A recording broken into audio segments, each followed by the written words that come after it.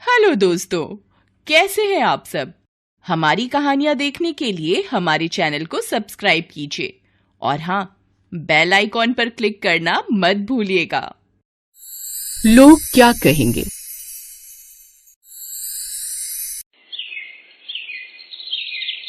शाम के 6 बजे थे। घर की छोटी बहू रीमा किचन में सबके लिए चाय बना रही थी, तो वही बड़ी बहू सब्जी काट रही थी। कुछ देर बाद माँ जी चाय।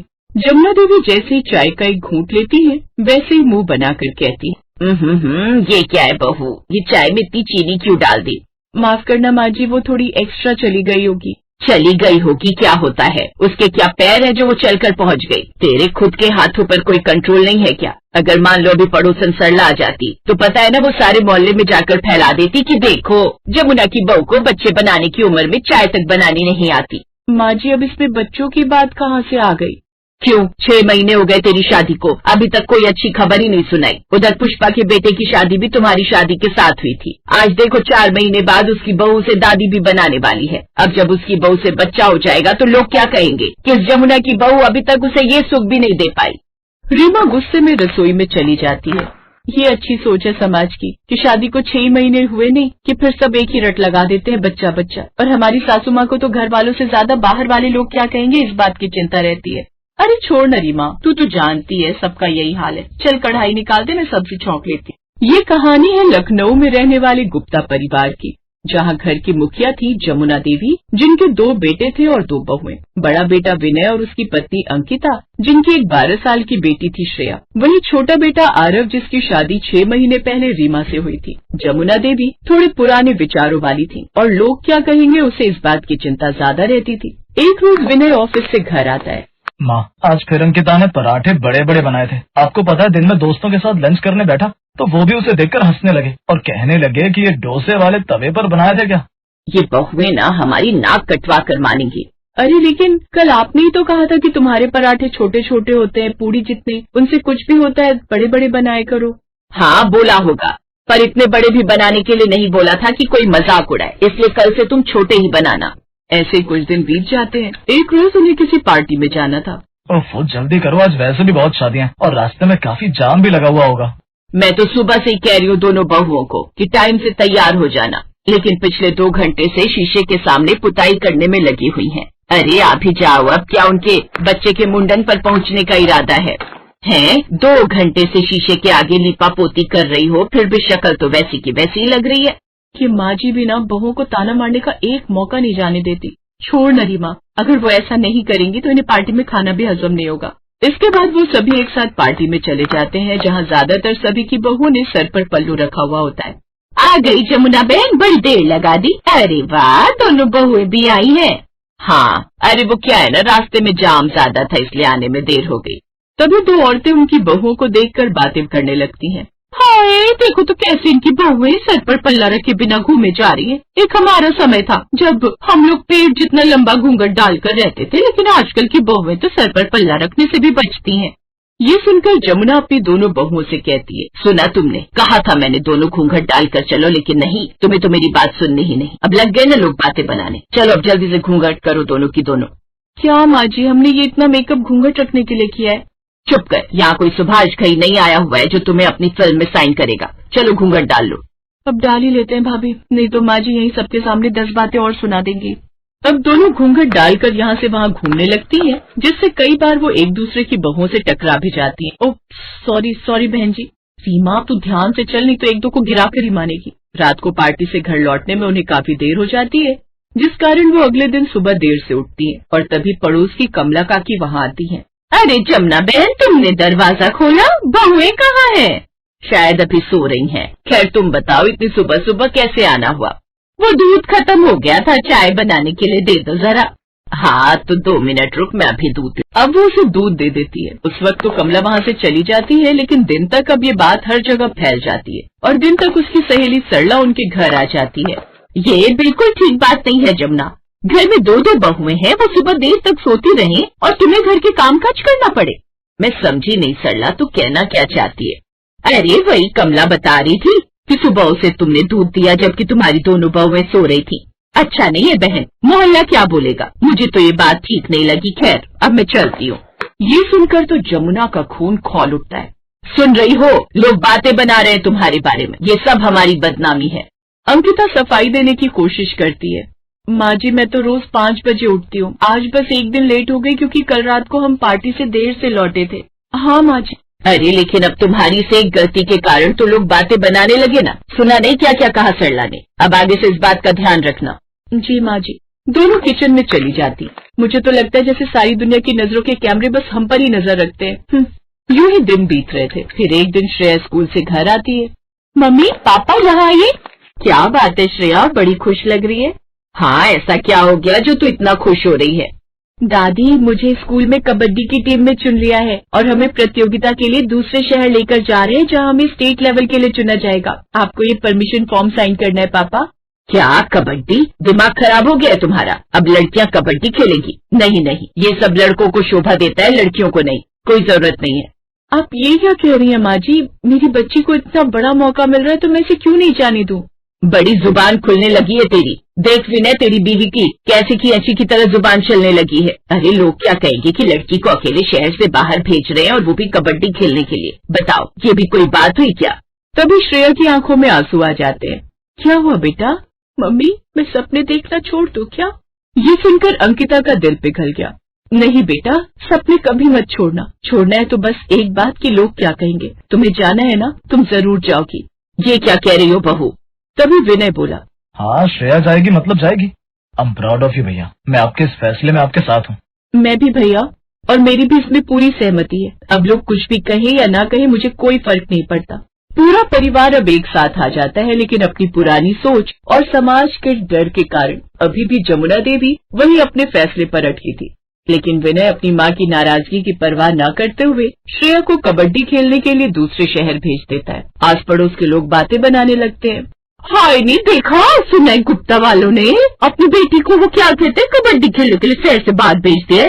अरे उनका तो दिमाग खराब हो गया है। जमुना उनकी बातें सुन रही थी, लेकिन वो चुप रहती है। 3 दिन बाद श्रेया वो मैच जीत कर आ जाती है और उसकी न्यूज अखबार और टीवी पर भी आ जाती है। ये देख सभी परिवार वाले खुश थे, यहाँ तक कि जमुना भी। साथ ही जो समाज पहले बातें बना रहा था, अब वही सब उसे आकर बधाई देते हैं। वाह जमुना, तेरी पोती ने तो सारे मोहल्ले का नाम रोशन कर दिया। हम तो पहले ही जानते थे वो कुछ बड़ा करेगी। बड़ी ही समझदार बच्ची है। हाँ, बहुत बहुत बधाई हो। ये सब सुनकर जमुना को समझ आ जाता है कि इस दुनिया का तो काम ही कहना है। उस दिन से उसने लोग क्या कहेंगे ये कहना भी छोड़ दिया और अब उसने अपनी बहुओं और परिवार वालों को उन्हें उनके हिसाब से जिंदगी जीने दी, न कि लोगों के हिसाब से। लोग क्या कहेंगे सोच सोच कर हम कई सपने दफना देते हैं, लेकिन सच ये है कि लोग आज भी बोलते हैं और कल भी बोलेंगे। फर्क सिर्फ इतना है कि क्या हम उनके डर से अपना भविष्य रोक देते हैं या हिम्मत करके जिंदगी जीते।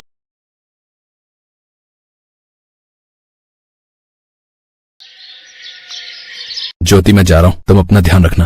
आखिर क्या जरूरत है जी इतनी दूर नौकरी करने की? आप 1-2 साल में मुश्किल से एक आधी बारी आ पाते हो घर, और मैं पीछे से अकेली रह जाती हूँ। देखो ज्योति, मैं ये जो कुछ भी कर रहा हूँ हमारे फ्यूचर के लिए तो कर रहा हूँ। कल को हमारा परिवार बढ़ेगा, बच्चे होंगे तो उनके फ्यूचर के लिए भी सोचेंगे, तो उसके लिए हमें अच्छे पैसे तो कमाने होंगे ना। मैं समझ सकती हूँ आप ये सब अपने परिवार के लिए कर रहे हैं, लेकिन आप जानते हैं ना, माँ बाबूजी की भी अब तबीयत ठीक नहीं रहती। ऐसे में अकेले में उन्हें कैसे संभाल पाऊंगी? आप यहीं रह लीजिए, दोनों साथ में मिलकर थोड़ा बनाएंगे, थोड़ा खाएंगे, लेकिन कम से कम साथ तो रहेंगे। ये सब कहना आसान होता है ज्योति। अच्छा, तुम अपना और माँ बाबूजी का ख्याल रखना, एंड डोंट वरी, मैं हर महीने पैसे भेजता रहूंगा। अच्छा, अब मैं चलता हूँ, मेरी अर्जेंट मीटिंग है, कल मुझे जल्द से जल्द पहुँचना होगा। ये कहकर विक्रम नौकरी पर दूसरे देश चला गया। पीछे से ज्योति अकेले उसके घर को और बूढ़े माता पिता को संभालने लगी। साल में या 2 साल में बीच बीच में विक्रम एक चक्कर घर के मार जाता, लेकिन जो कुछ दिन भी वो घर पर रहता उसमें भी वो लगातार फोन पर अपने क्लाइंट्स के साथ ही बिजी रहता। डोंट वरी मिस्टर मल्होत्रा, आपका ऑर्डर समय पर पूरा हो जाएगा। मैं अभी अपनी टीम से फॉलो अप लेता हूँ। ऐसे विक्रम कहीं न कहीं किसी न किसी बिजनेस मीटिंग में फोन पर बिजी रहता। काम से थकी हारी ज्योति अपने पति के फ्री होने का इंतजार करती रहती कि कब वो उसे थोड़ा सा वक्त दे और वो उससे ढेर सारी बातें कर सके। जी, ये हल्दी डालकर दूध लाई थी, आपको थोड़ा जुकाम है ना, आपकी सेहत के लिए अच्छा रहेगा। ओह थैंक यू ज्योति, वैसे साड़ी में तुम काफी खूबसूरत लग रही हो, कहाँ से ली?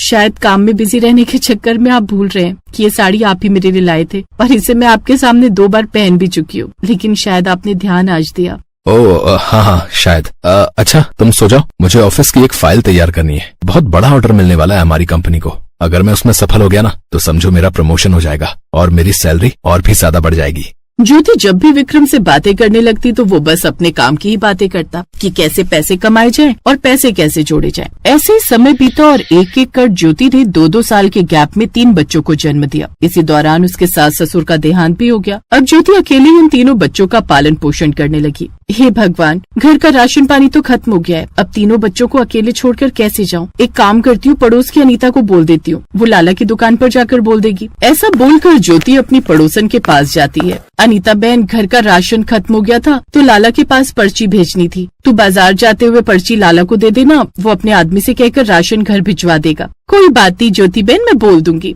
ऐसे ही समय बीता और अब तो विक्रम मुश्किल से 3-4 दिन के लिए घर आता। एक रोज, अब तुम सब इस बड़े घर में रहना। पता है मैंने कितना पैसा लगाया इसमें?